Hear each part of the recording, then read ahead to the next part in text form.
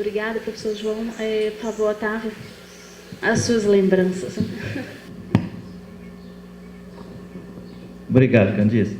Queria agradecer a Candice o convite e parabenizá-la pela iniciativa, que eu acho que realmente comemorar com o rock esse evento, esses 50 anos, é realmente muito importante. Muito importante pela figura do rock, pela figura dos seus companheiros e o que eles representam para nós todos, e também pelo fato de se realizar na Ampox, onde eu acho que discussões como essa ainda são minoritárias, digamos assim. E eu acho que é muito importante nós, como antropólogos e amigos da antropologia, marcarmos a nossa presença, as nossas características nesse ambiente que pretende ser interdisciplinar. Característica, aliás, que tem a ver com essa comemoração, em termos assim da origem dessas pessoas, onde é que elas vieram. O rock, por exemplo, a sua graduação foi em História, né? E eu acho muito importante marcar isso. O Mata também foi em História, né? E a minha própria presença no Museu Nacional tem a ver com uma visão interdisciplinar também. Só para situar, nós estamos falando aqui em agosto de 61, mas poderíamos até dar datas datas anteriores, em que, quando o rock e o Mata, quando eles foram para o museu, eu entrei para o museu em setembro de 66, antes da formação do nosso programa de pós-graduação em Antropologia Social, que foi o primeiro do país nessa fase, digamos, moderna, entre aspas, dos arranjos institucionais. Então, eu sou uma figura híbrida, intermediária, porque eu peguei um pouco desse clima do início das atividades desse grupo, que nós estamos aqui comemorando em termos do trabalho de campo, e peguei depois o programa de pós-graduação, que eu fui membro da primeira turma desse programa de pós-graduação. Então, o que, em geral, em relação a esses assuntos me ocorre, é um pouco uma certa comparação entre o ambiente dessa época e o ambiente depois, digamos assim, da formação dos programas de pós-graduação, e particularmente o meu. Eu dizia que a minha presença já tinha um sentido interdisciplinar, e isso aí realmente marca muito o sentido do trabalho do Roberto Cardoso. Eu fui trabalhar lá nesse programa da fricção interética, depois transformado em colonialismo interno, e eu era visto pelo Roberto, eu e outros colegas que vieram depois, como sociólogo. E a ideia dele justamente era tentar pensar o contato através de uma colaboração entre antropólogos e sociólogos. Então isso já está no início, né, da proposta, o que faz inclusive que haja essa afinidade com a antropologia social britânica, a ideia do social, e aí toda aquela discussão entre o social e do cultural, que na época era muito forte. Eu acho que é muito interessante, é até difícil talvez hoje a gente imaginar essa situação, por exemplo, no caso do Museu Nacional, desse pequeno grupo em atividade, sem ainda, digamos assim, uma certa solidez institucional que representou a constituição dos programas de pós-graduação, que hoje dão uma base que a gente quase que naturaliza.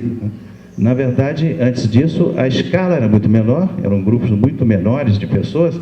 Inacreditável hoje que você tenha reuniões da ABA, por exemplo, da dimensão que nós temos hoje, porque, na verdade, a dimensão era muito pequena nessa época. Eu acho que é importante chamar a atenção para isso. E as dificuldades também eram muito grandes, por falta de institucionalização, não só da antropologia, mas da pós-graduação, que praticamente não existia, né? E de toda a organização que veio depois.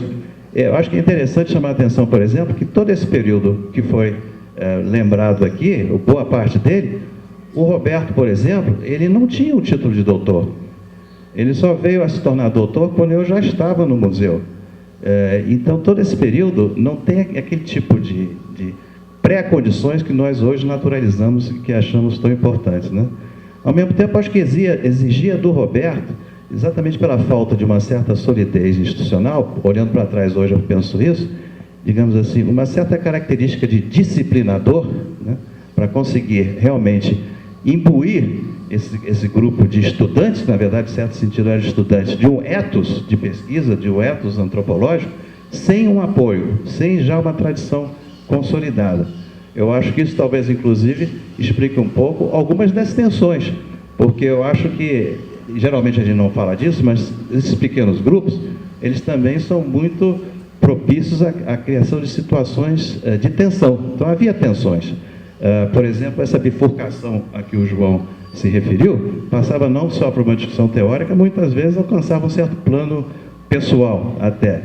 E já desde então, a figura do Rock sempre foi muito importante, no sentido do homem que suavizava essas discussões, essas tensões, e conseguia fazer com que as coisas avançassem.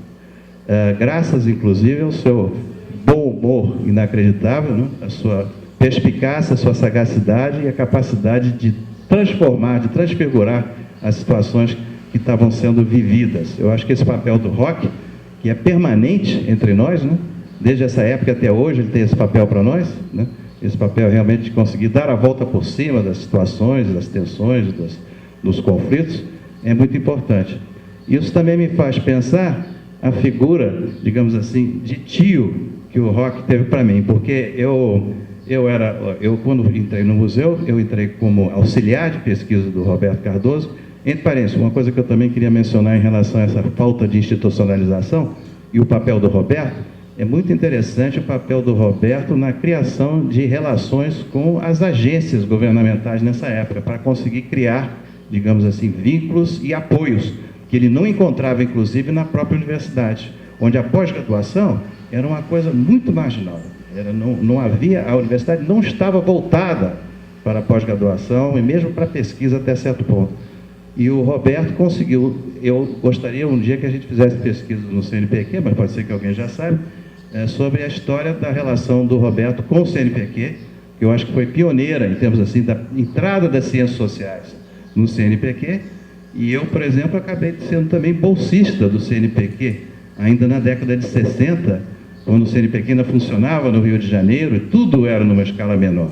Tudo isso eu acho que é importante, e para a gente comparar com a situação que a gente vive hoje, em onde, inclusive, muitas vezes, na situação de hoje, a gente reclama muito, a gente está sempre reclamando, mas é bom, de vez em quando, lembrar como era a situação naquela época e as dificuldades que a gente vivia, né? Dificuldades que também eram do país, né?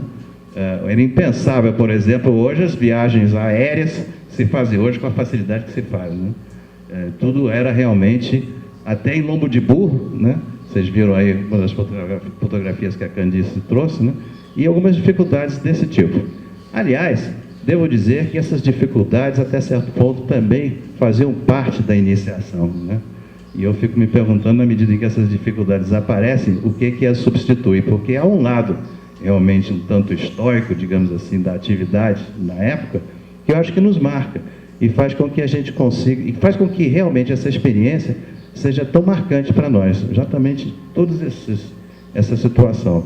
Eu, em 66, eu voltei a fazer, eu de certa maneira, entre aspas, substituo o Rubinja nessa outra viagem para a área, e que de novo se faz, né, com o Rock, com o Mata, mas o Mata agora acompanhado da sua família, até chegarmos em Tocantinópolis, onde ele desce do DC3 e nós prosseguimos até Marabá. Tudo isso é muito marcante. Eu acho que isso aí é alguma coisa que é difícil de colocar em palavras e que mostra, inclusive, uma das coisas que para nós na antropologia é muito importante, são aquelas coisas que a gente não aprende na sala de aula, né? Não aprende na sala de aula.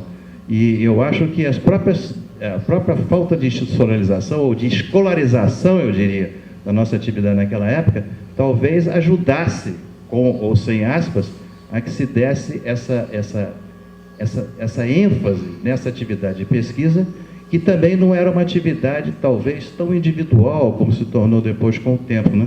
Cada um cuidando da sua tese, cada um cuidando da sua trajetória.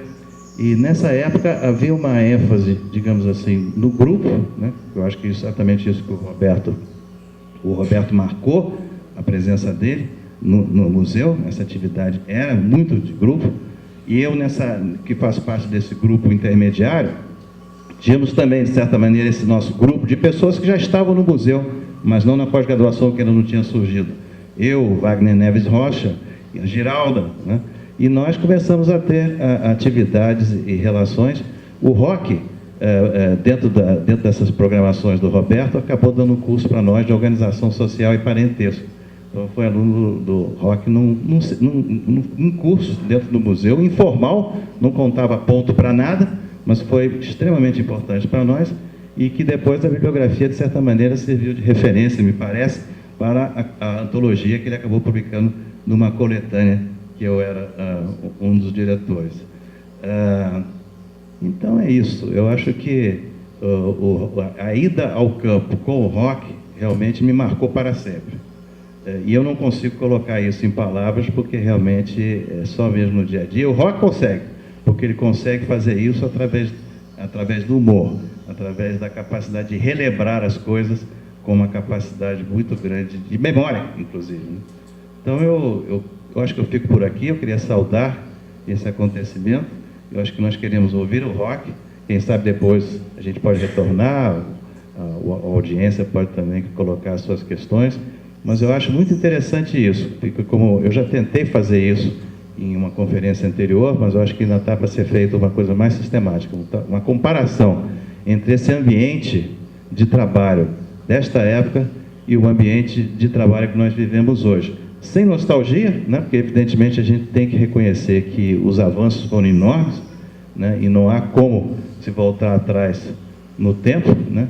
Mas de alguma maneira às vezes me dá a sensação de que alguma coisa nós perdemos junto com o que ganhamos nesses anos todos.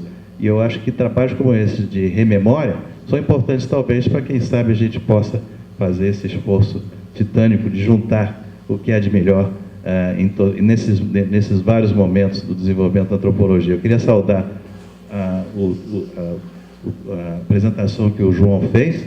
Eu acho que foi extremamente interessante, muito bem sistematizada.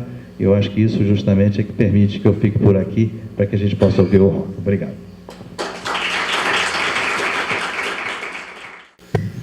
Obrigada, Otávio. Roque, por favor.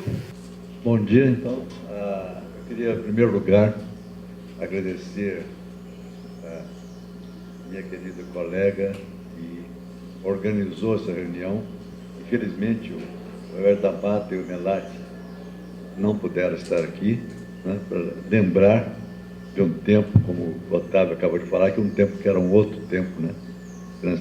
Nós estamos um outro século. Eu acho que com isso é um exercício de memória mesmo que eu tento fazer. Eu tinha até um texto preparado, assim, escrito, né, e que eu resolvi não ler e falar espontaneamente sobre esse momento. Eu acho que é muito importante o que o Otávio falou no final, né? Porque na minha experiência como professor na Universidade de Brasília, que tem sempre contato com gente muito jovem, gente muito nova, né? E eles expressam muitas vezes uma ideia de que o país foi um país muito bom, que não é mais, né? Pois bem, até na época dessa pesquisa era um país que eu diria muito mais parecido com a África do que um país que existe hoje. Uma época que não havia estradas, não havia telefonia, né? A eletricidade era um bem muito raro. Marabá mesmo tinha um horário para 10 horas da noite acabava a luz, né? Transporte aéreo era muito precário, feito por aviões DC-3, uma relíquia da Segunda Guerra Mundial, e que descia em aeroportos incrivelmente ruim, né? Então eu resolvi realmente seguir nessa trilha de lembrar espontaneamente o que foi essa viagem. Mas de qualquer forma, eu gostaria de homenagear várias pessoas. Uma delas é Marco Magalhães Rubinger, né? Que infelizmente, né, foi indiretamente uma vítima da ditadura militar, ou diretamente uma vítima da ditadura militar, porque ele teve a sua carreira cortada, né? Ele teve que se exilar fora do país e chegou até a ocupar um cargo no organismo internacional fora do país, muito importante, mas de repente resolveu voltar para o Brasil e não encontrou mais espaço para trabalhar, né? E com isso, eu acho que essa explicação teve uma morte muito precoce, né? Ele foi assim, um grande companheiro de campo, né? Seguindo aquele sistema que o Roberto Cardoso de Oliveira tinha criado no ano anterior, quando ele foi professor da primeira turma de curso de especialização em antropologia social no Museu Nacional, que a pesquisa era feita por um pesquisador acompanhado de alunos, né? A minha primeira experiência com índio não foi com Suruí, mas foi com Terena, na condição de alunos do Roberto Cardoso de Oliveira, né? Eu sempre gosto de contar em termos de anedota, mas é um fato. O primeiro Terena que eu vi, né? Estava eu, Roberto Amato, o Roberto Cardoso, numa praça em Campo Grande, que hoje eu não consigo mais identificar, a cidade mudou tanto, não lembro mais onde era essa praça, quando o Roberto começou a conversar com um japonês, né? Estava de calça jeans, óculos Ray-Ban, conversando. Ele despediu do japonês. O Roberto da Mata perguntou: mas quem é esse japonês? O Roberto Cardoso ficou altamente irritado, porque disse: esse não é japonês, é Terena. Então foi o primeiro índio que eu vi na vida, né? Que eu pensei que era japonês até. Quando a gente foi para o campo, né? O Roberto criou esse mecanismo de levar um estudante da segunda turma, que era o caso do Rubígio, junto, né? E o Roberto da Mata levou um outro estudante, que era o Júlio César Melati, que era colega do Rubígio, para fazer o trabalho de campo. E também gostaria de lembrar uma pessoa que já foi citada aqui, que é o Frei Gil Gomes, né? Porque o Frei Gil Gomes, de certa forma, foi responsável, né, pela descoberta, pelos pesquisadores do museu, de uma área etnográfica que era o Médio Tocantins, que nunca tinha sido estudado antes, né? O Tocantins tinha sido alvo das pesquisas de curso no Mindaju, mas no Alto Tocantins, e não no Médio Tocantins.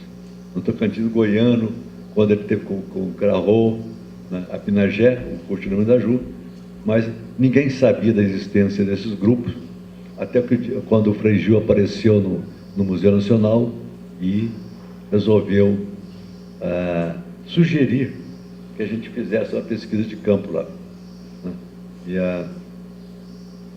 E eu que estava preparando uma pesquisa com o índio Funiô, né, fiquei tão fascinado pelo que ele contou que resolvi mudar, né, e fomos fazer essa pesquisa. E é lógico que é uma homenagem também a Roberto Cardoso de Oliveira, né, foi assim, um elemento muito inovador na antropologia brasileira. Quando o título dessa mesa, né, é uma iniciação etnológica, mas a nossa iniciação etnológica, nós temos que lembrar que antes tinha Darcy, tinha Galvão, tiveram vários pesquisadores que trabalharam no campo, mas trabalharam de uma maneira muito, muito mais improvisada do que a gente, né? Porque o Roberto, com a criação desse curso, nos preparou muito melhor para trabalhar do que outros pesquisadores. Então eu gostaria de relatar um pouco o que era o país, né? O que era a experiência de campo naquela região de Marabá. E o que era Marabá, né, também.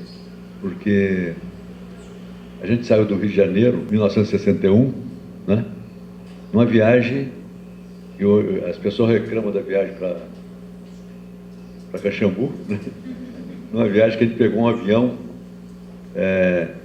que foi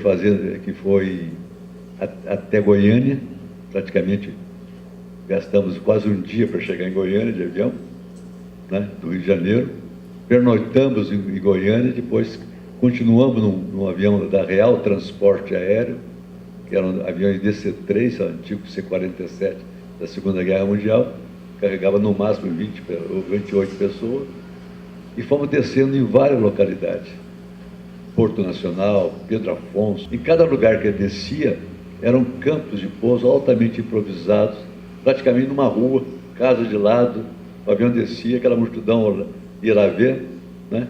E seguimos a viagem até chegar a Marabá. Para nós, a grande frustração foi que o campo de pouso de Marabá era do outro lado do rio Itacaiunas. Então, nossa primeira visão do que a gente supunha que era Marabá foi extremamente desoladora. Era uma ruazinha de taperas ao lado do campo. Infelizmente, nós descobrimos, então, que Marabá estava do outro lado do rio O Itacaúnas é o principal afluente do Tocantins, né? Marabá surge na confluência desses dois rios, e encontramos uma cidade que, por uma das fotos, aquela que está a Melate, eu e o Mata, né? Dá para ver que tem um jardim, que tem alguma organização. Marabá era uma cidade pequena, né? Mas que tinha assim, bons recursos urbanos para a época, né? Tinha luz elétrica até às 10 horas da noite, né? Ou seja, das 7 às 10 da noite tinha eletricidade. Mas Marabá, por outro lado, era uma cidade extremamente violenta, né? Tinha cerca de 7 mil habitantes. Só para dar uma ideia do que era Marabá, né? Era uma cidade dominada assim, por castanheiros, garimpeiros, e numa população de 7 mil habitantes, Marabá tinha 700 prostitutas, né? Havia sempre morte, todo mundo andava armado. Era aquilo que nós chamamos um verdadeiro faroeste. E a gente pensava que ia ficar muito pouco tempo em Marabá, mas descobrimos que tanto eu como o Rubinho precisavam de um barco para subir o rio, e o Mata e o Melate precisavam de um barco para descer o rio, né? Isso foi uma espera interminável. Passamos pelo menos 11 dias esperando um barco que finalmente chegou, né? Eu nem conhecia essa foto do barco, né? Era um barco chamado o dono do barco chamava Miguel Pereira, né? E o dia que ele chegou, ele marcou a viagem para o dia seguinte. Nós embarcamos no dia seguinte, mas o barco só saiu no final da tarde. Começou a navegar e já encostou logo para dormir, porque não podia fazer navegação noturna, porque o Rio Tocantins, né? O Otávio, nós tivemos uma grande experiência nesse rio, né? O Rio Tocantins é um rio cheio de corredeiras, cheio de, que lá eles chamam de cachoeiras, mas são corredeiras. Bom, no outro dia seguinte, eles subimos o Tocantins, atravessamos a corredeira de Mãe Maria, que é uma corredeira considerada muito forte. Quando chegamos no topo da corredeira, o pino da hélice do barco quebrou, ele desceu de ré, né? Então foi uma viagem muito tumultuada para chegar finalmente a um lugarzinho chamado Pinagé, onde contratamos. A Pinagé havia um jipe que transportava a pessoa até São Domingos da Lata, né? São Domingos da Lata, né, hoje é uma cidade importante, chama São Domingos do Araguaia. Mas a foto que vocês viram, que estava com o título de Índio Suruí, é São Domingos da Lata. Só tinha casa de taperas de palha, né? Havia um maranhense que se titulava prefeito, chamado Raimundo Pajé. Aliás, todo mundo chamava Raimundo, né? Naquela região. Era uma região de maranhense, e ele era ao mesmo tempo prefeito, farmacêutico e curandeiro, né? E delegado, né? Bom, então a gente pernoitou lá, depois contratamos uma tropa de burros, né? Porque, como vocês sabem, cavalo não anda na floresta, né? E um guia para nos levar até a aldeia Suruí. Isso custou mais 2 dias de viagem para pessoas muito urbanas que jamais tinham montado no cavalo, para chegar até a aldeia Suruí. Quando chegamos na aldeia, encontramos uma aldeia deserta, até que de repente começou a aparecer pessoas que nos conduziram para cá, para uma casa de um casal que o Frei Gil Gomes tinha colocado lá, que ficava mais ou menos a 6 quilômetros da aldeia, né? Onde os índios estavam lá naquele momento, né? E foi então que um índio se aproximou de mim, fumando um grande charuto de Etimarraua, né? Quer dizer, Etimarraua é o nome tupi para tabaco, para fumo, né?